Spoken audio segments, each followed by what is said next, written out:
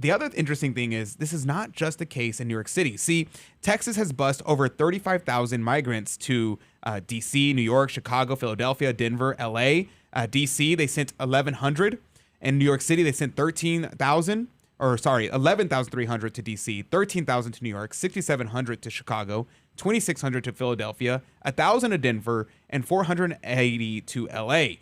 Now, Chicago's citizens came out, and they had a lot to say about the situation. I want to play that clip for you. That's clip 5. I want to play. It's very interesting what they had to say here. People in our community would completely wipe out any interest we have. Are you aware that there are immigrant advocates at state houses all over this country who are advocating for non-citizen voting in local elections? What if that happened here? That would change the mindset of what we as a black community need to thrive here in Chicago. That's a concern of ours. This is much bigger than the mayor of Chicago or Chicago Police Department. This is an effort to destroy our neighborhoods and silence our voices even further. Politically, having over 500 people in our community would completely wipe out any interest we have. Are you aware that there are immigrant advocates at state houses all over this country who are advocating for non-citizen voting in local elections? All right, we'll stop that right there. Yeah, this is very interesting. This is very good because the people in these localities is recognizing that they have an identity as a culture. And you can make arguments about Chicago culture and things like that, or whether or not it's good or bad. But nonetheless, what's being recognized is local cultures have local culture. And if you import a bunch of foreigners into that culture, whether it be Californians moving to other states, whether it be people in the Midwest coming up to the north, and then all of a sudden you flood them with people. It doesn't matter if it's Mexicans or Polish people or Vietnamese people.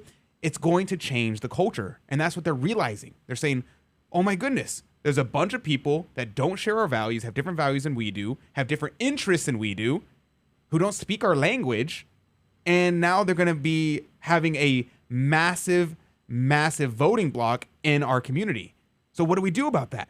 Now, if you say that in Texas, all of a sudden you're racist. But if you say that in Chicago, it's a real concern. I think that's very interesting.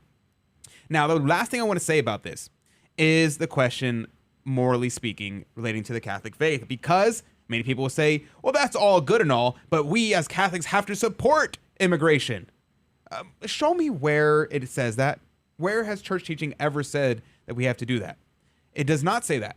In fact, if you go read what St. Thomas Aquinas said about immigration, because yes, in the Summa Theologiae, St. Thomas actually addresses the question of immigration.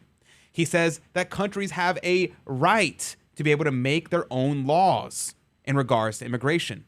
He says that we should respect and care for the sojourner, which is someone who is journeying. So if, for instance, someone from Mexico was trying to travel through the United States to get to Canada, you would say, okay, well, you welcome them, you treat them with respect.